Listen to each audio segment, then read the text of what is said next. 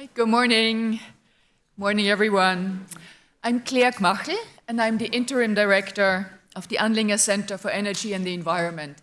And it's my true pleasure and honor to welcome you to Princeton University for the Andlinger Center's 2023 annual meeting with the title, Next Decade Technologies for the Energy Transition.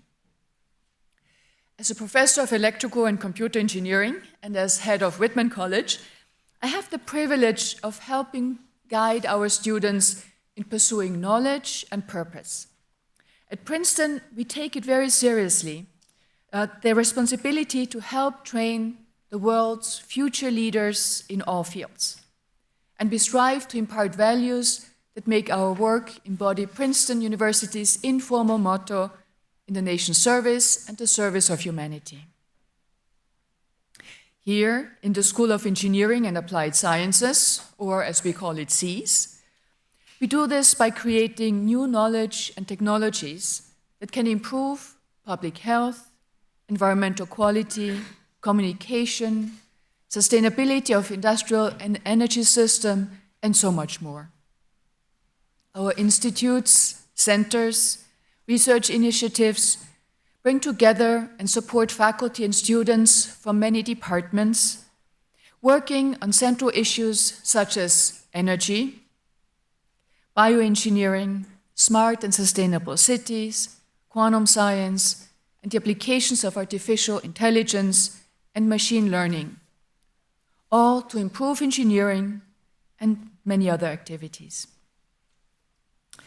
Engineering, especially at Princeton, is a uniquely exciting place to be right now. For example, we have a very high visibility within the larger university. Specifically, our 6 departments and many centers together make up roughly 25% of the university's faculty members, postdocs, graduate students, and undergraduate students. And this already large institutional footprint is in the midst of a rapid growth.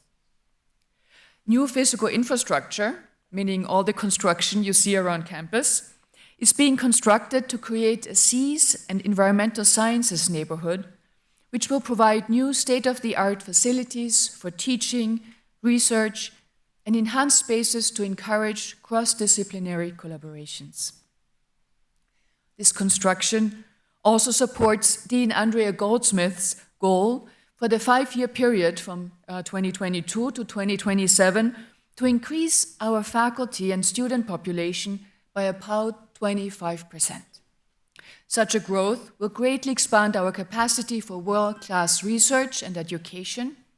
It will also allow us to increase the diversity of our community and enhance a culture of inclusion.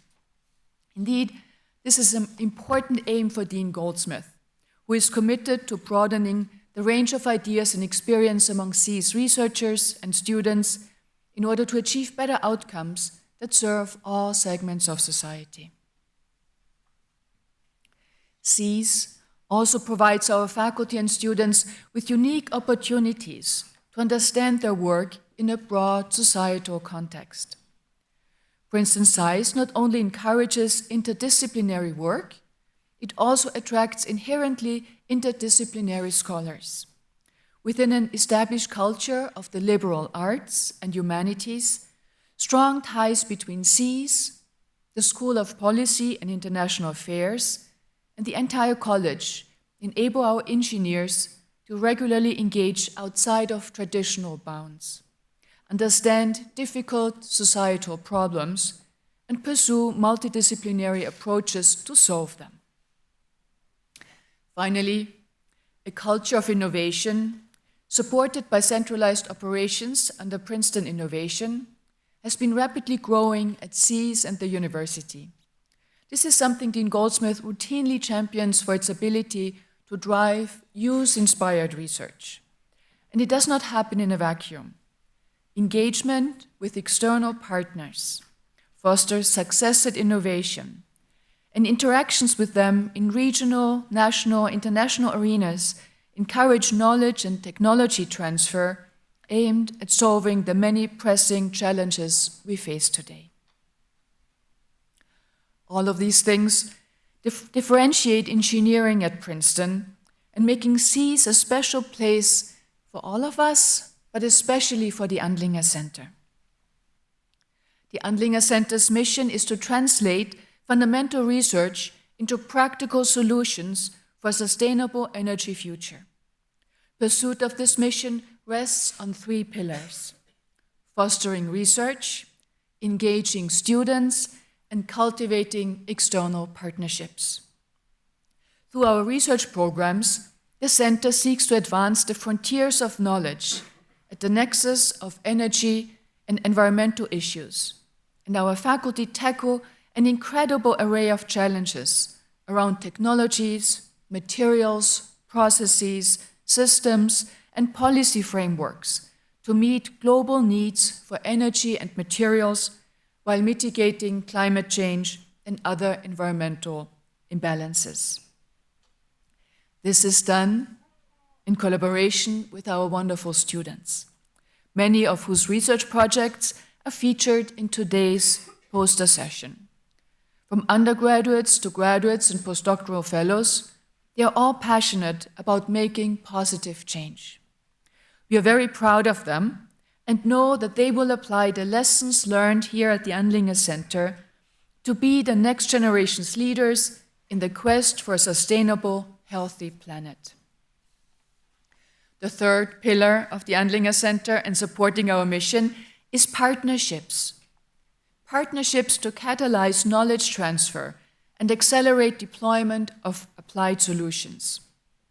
An important means of achieving this is a robust and distinctive corporate partnerships program administered by the Center and called Princeton Affiliates Partnership, or simply Affiliates. Affiliates is notable for its diverse sector coverage and the degree to which dialogue and collaboration occurs between members. The sector diversity provides our community a broad perspective of energy and environmental issues and the varied ways in which their talents can be applied. Support from affiliates sustains many avenues of collaborative research, and our members' involvement in research, roundtables, conferences, and other initiatives is a critical part of how we strive to fulfill the Andlinger Center's mission. Many of our members are here today, and I would like to thank all of them, all of you, particularly our charter members, for their support and engagement. The theme of this year's meeting is Next Decade Technologies for the Energy Transition. As we strive to move our energy systems away from carbon-intensive sources, it is clear that no single technology, or even a single set of existing technologies, provides an immediate path towards the goal of net zero emissions. While mature technologies like solar and wind have seen cost decreases in the past few decades that make them integral to a decarbonized electric grid, they are only part of the mix of solutions needed to achieve cross-sector decarbonization. Recent policy initiatives and legislation, like the Inflation Reduction Act and REPowerEU, have set an ambitious agenda focused on encouraging investments in new technologies and rapidly scaling them. This has created a moment of historic potential and risk, both for innovators and investors alike, all looking to improve decarbonization technologies that have struggled to scale and to create new ones that have not yet been imagined. Such a moment also creates many questions and uncertainties about how technologies will evolve over the next few decades and what mix of them will be necessary over short and long-term timescales. It is in the spirit of addressing these questions that today's meeting agenda was developed.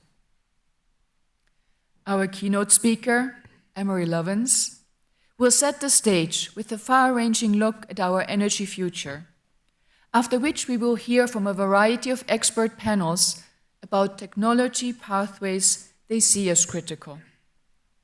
I'd like to extend my sincere thanks to all of them for sharing the experience and insights with us. Today promises to be full of enlightening discourse, and I hope you will find it enriching and enjoyable.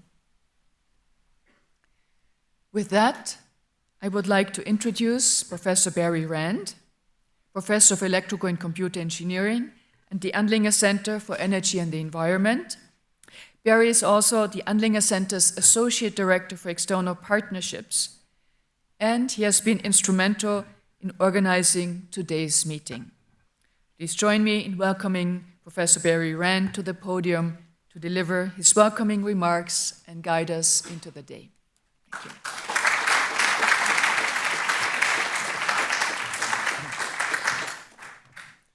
Thank you, Claire, and have a great lecture. Sorry you're late. And good morning to you all. Claire and I are thrilled to host you today for the Andlinger Center's 2023 annual meeting. And again, let me offer my sincere special thanks to members of our Princeton eAffiliates partnership for their support, attendance, and participation today, and for sponsoring the poster awards that we'll give out at the end of the day. I'm especially excited for our focus this year on next decade technologies for the energy transition, because it is a celebration of some of the core strengths of the Andlinger Center. Historically, much of our work has been at the Andlinger Center grounded in engineering and technological innovation. Today we are highlighting 3 emerging technologies with the potential to bolster the energy system's transition, and hearing about issues and solutions regarding the energy supply side from an esteemed keynote speaker that I'll introduce in just a moment. And while our research constantly evolves, one thing will never change at the Andlinger Center, which is that in developing solutions for our energy and environmental future, we embrace a truly multidisciplinary and multi-stakeholder approach. We work with departments across campus and in exchange with practitioners across the public and private sectors, some of whom are here today.